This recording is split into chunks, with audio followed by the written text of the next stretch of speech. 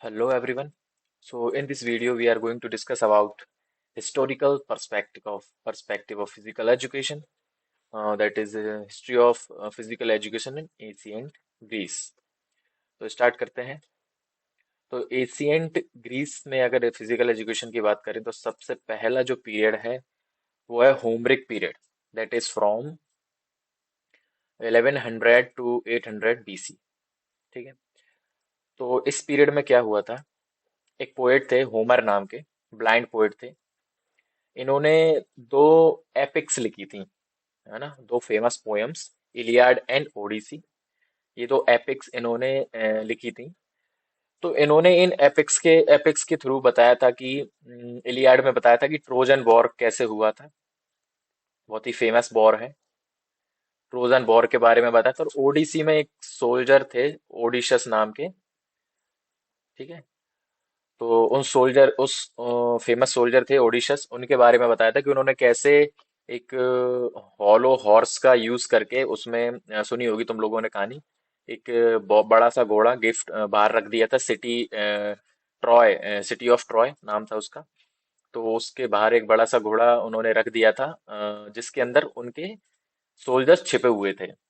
तो जैसे ही वो राजा ने अपने गेट खोल के उस घोड़े को अंदर लिया, टॉय को, एक टॉय था बड़ा सा, उसमें से वो सोल्जर्स निकले. उन्होंने वो सिटी पे कब्जा कर लिया, है ना, लड़ाई जीत ली.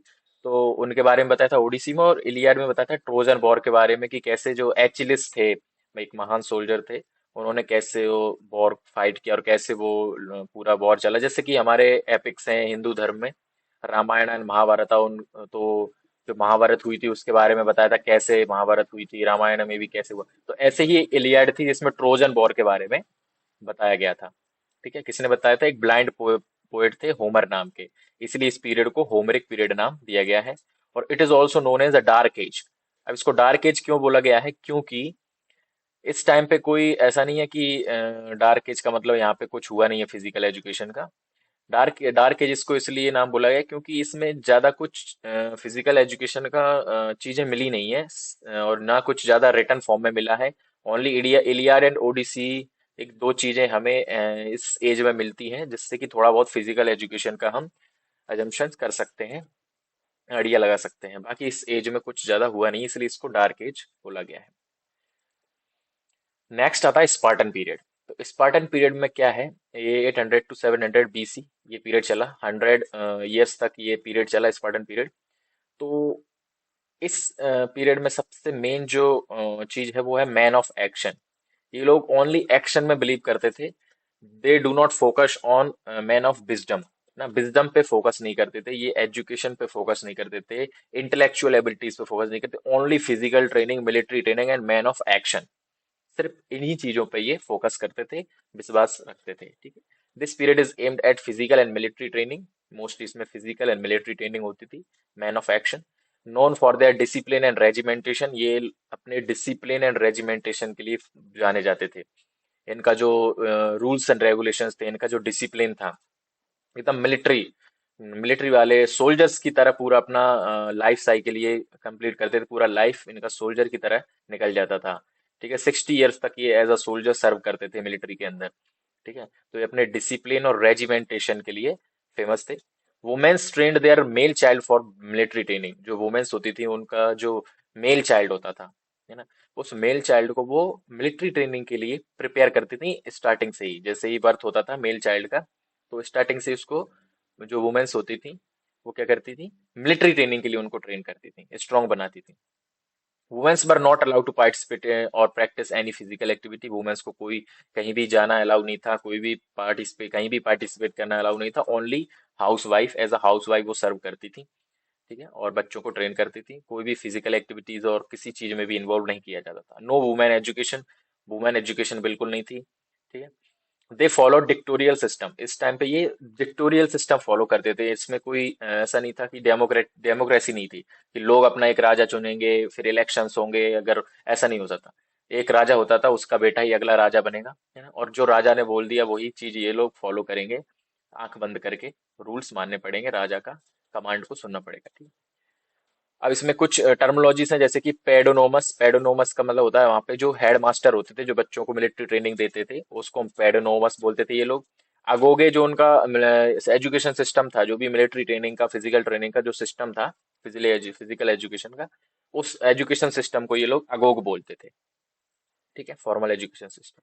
फिर है प्लेंटिनस्टस। प्लेंटिनस्टस ये स्पोर्ट्स ग्राउंड जो होता था यहाँ पे, जहाँ पे ये लोग ट्रेनिंग करते थे, उस ग्राउंड को ये प्लेंटिनस्टस बोलते थे। ठीक है, ये कुछ टर्मिनोलॉजीज हैं। उसके बाद हम देखते हैं कि एक वहाँ पे सोल्जर की लाइफ कैसे चलती थी, उसके बारे में थोड़ा सा डिस्क्रिप्शन है। तो वहाँ पे एक ये चीज है कि रेसलिंग एंड पेनक्रेशन दो कॉमन, ये कॉमन गेम्स थे। Wrestling and pankration. पेनक्रेशन क्या था? Wrestling plus boxing. इन्होंने एक एक नया गेम बनाया था जिसमें रेसलिंग एंड बॉक्सिंग का कॉम्बिनेशन होता था। ठीक है, उसको ये लोग पेनक्रेशन बोलते थे। फिर लाइफ साइकिल देखें तो 0 to 7 years तक एजुकेशन बाय मदर। मदर अपने बच्चे को 7 साल तक ट्रेन करती थी, एजुकेट करती थी। Only physical training, not intellectual और मेंटल। फिर 7 to 12 years ये क्या करते थे? Training in barracks. बैरेक्स मतलब जो भी उनके आसपास के ग्राउंड्स होते थे, और अपने ही आसपास के एनवायरनमेंट में ये 12 years तक इनको ट्रेन किया जाता था, फिजिकली स्ट्रांग बनाया जाता था, ओनली फिजिकल एक्सरसाइजेस कराई जाती थी। फिर 12 to 20 years सोल्जर ट्रेनिंग कराई जाती थी, स्पेशल ट्रेनिंग कराई जाती थी एज अ सोल्जर 20 years तक। ठीक है। फिर 20 to 30 years 10 साल इनको वेपन ट्रेनिंग, एक वेपन ट्रेन, सारे वेपन्स को यूज करना सिखाया जाता था 10 years तक। After 30 they can marry. After 30 वो मैरी शादी कर सकते थे। और 20 to 60 years इनको, 20 से 60 ईयर, 40 years तक इनको serve as a soldiers in the military. Soldiers, as a soldier serve करना होता था, उसके बाद ये रिटायर हो सकते थे। तो ये पूरी लाइफ साइकिल चलती थी स्पार्टन पीरियड में। ठीक है। नेक्स्ट हम बात करते हैं एथेनियन पीरियड। तो एथेनियन पीरियड में दो पीरियड थे, अर्ली एंड लेट एथेनियन। तो अभी हम बात कर रहे हैं अर्ली पीरियड की। ठीक है, अर्ली एथेनियन पीरियड की। तो ये 700 to 500 BC early Athenian period चला, 200 साल। तो इसमें क्या है, ये लोग फोकस करते थे ऑल राउंड डेवलपमेंट पे। ठीक है, ऑल राउंड डेवलपमेंट पे फोकस करते थे, मतलब ये लोग हर चीज पे बिलीव करते थे, मेंटल, फिजिकल, इंटेलेक्चुअल और को करिकुलर एक्टिविटीज, मतलब पूरा ऑल राउंड डेवलपमेंट पे फोकस करते थे। Focus on both wisdom and action, ये विजडम पे भी फोकस करते थे, एक्शन पे भी फोकस करते थे। They follow democratic system.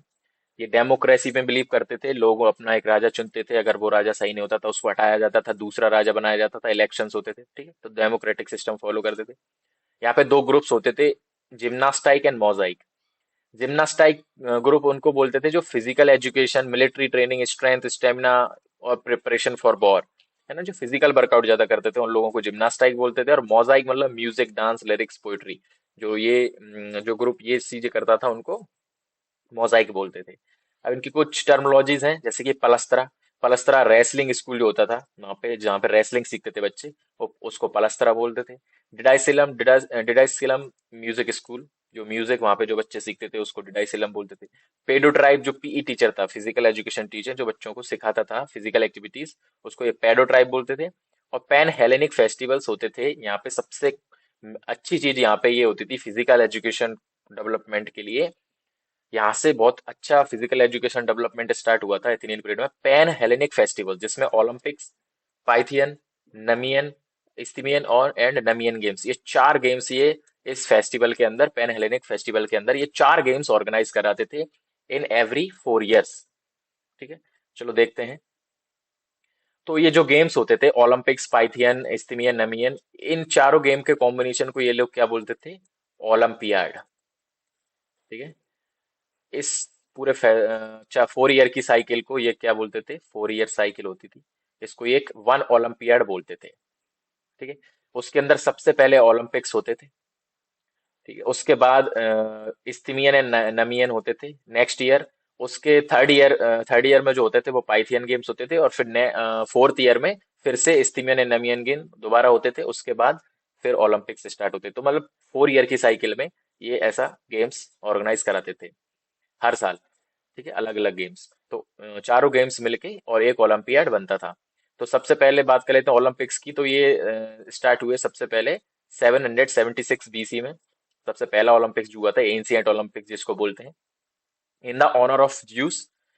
तो ये लोग क्या करते थे, ये एक अलग अलग गॉड्स में बिलीव करते थे कि हर चीज के अलग गॉड होते हैं। जैसे कि हम लोग मानते हैं, हिंदू धर्म में मानते हैं कि अग्निदेव होते हैं, पवन देव होते हैं, इंद्रदेव हैं, आकाश के देवता जो बारिश कराते हैं, है ना। तो हर चीज के हम भी अलग अलग देवता मानते हैं। ऐसे ये लोग गॉड मानते थे अलग अलग चीजों के। तो जैसे कि सबसे जो गॉड ऑफ गॉड्स, मतलब सारे गॉड्स के जो गॉड थे, देवताओं के राजा, उनको ये मानते थे God, juice, God of sky, है ना, आकाश के देवता गॉड ज्यूस।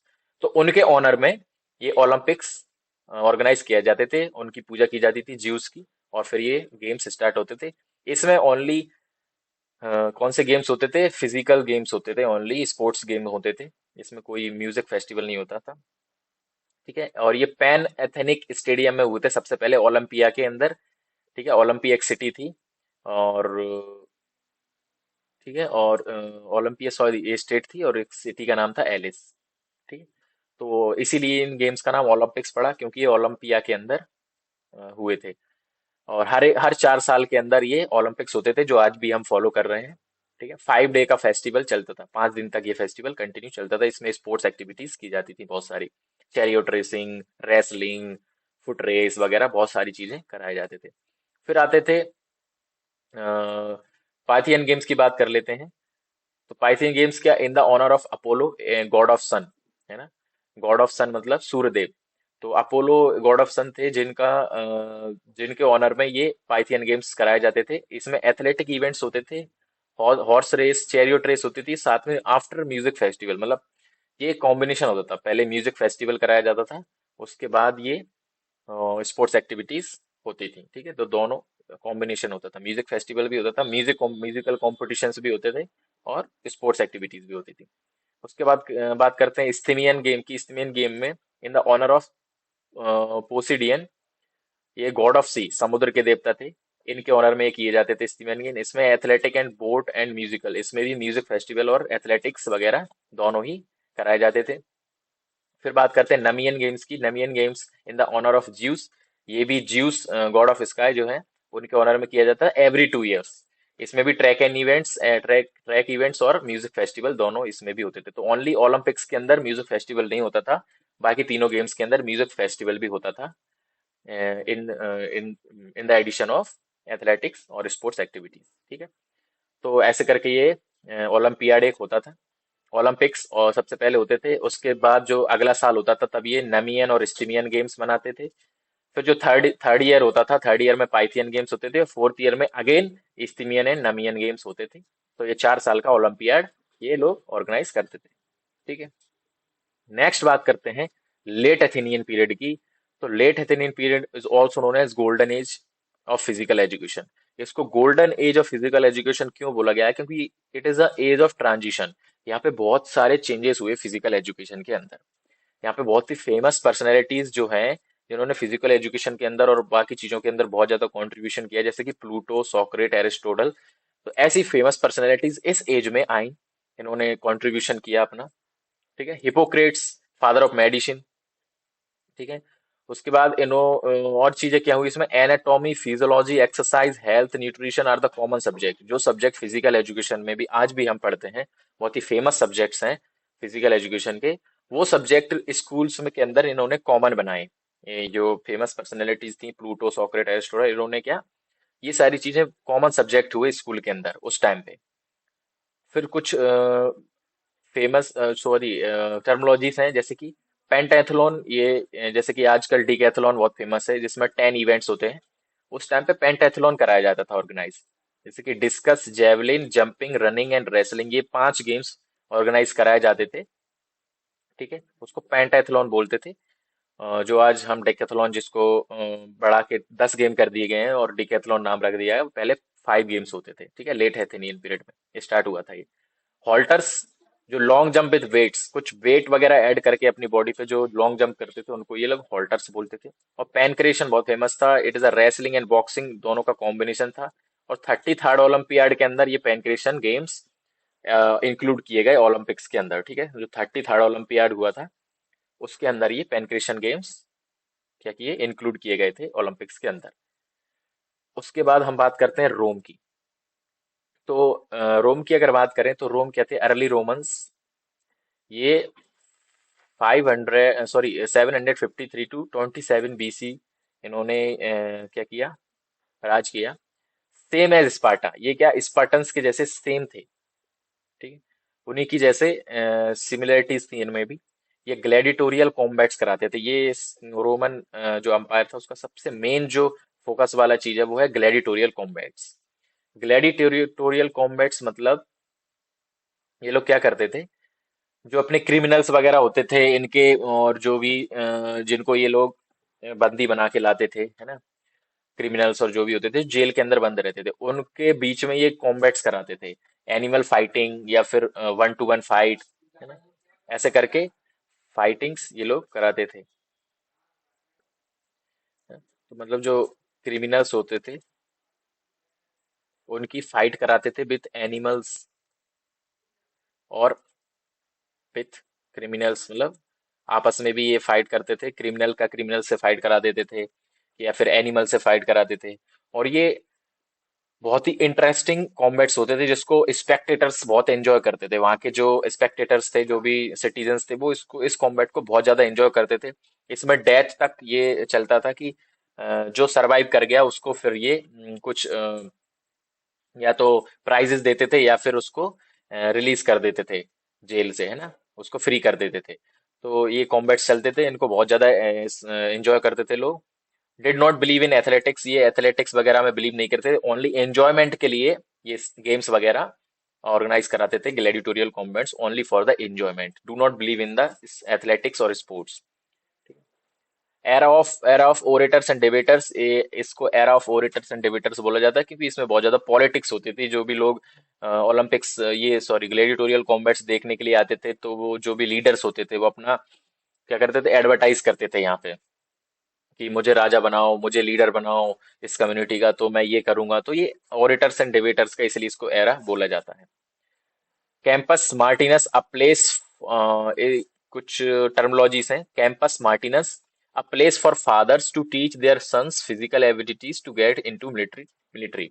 ये कैंपस मार्टिनस एक प्लेस होती थी, एक जगह होती थी, यहाँ पे जो अपने फादर्स होते थे बच्चों के, वो फादर्स अपने बच्चों को ट्रेन करते थे, अपने मेल मेल चाइल्ड को, सन्स को, किसके लिए, फिजिकल एबिलिटीज ट्रेन करते थे, उनको स्ट्रांग बना देते फिजिकली, जिससे कि वो मिलिट्री के अंदर एडमिट हो सके, ठीक है।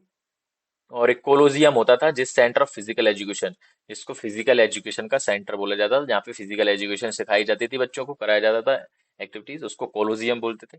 उस कैंपस मार्टिनस, ये जहाँ पे फादर्स अपने बच्चों को ट्रेन करते थे, ठीक है। तो ये दो टर्मोलॉजी से याद करनी है आपको।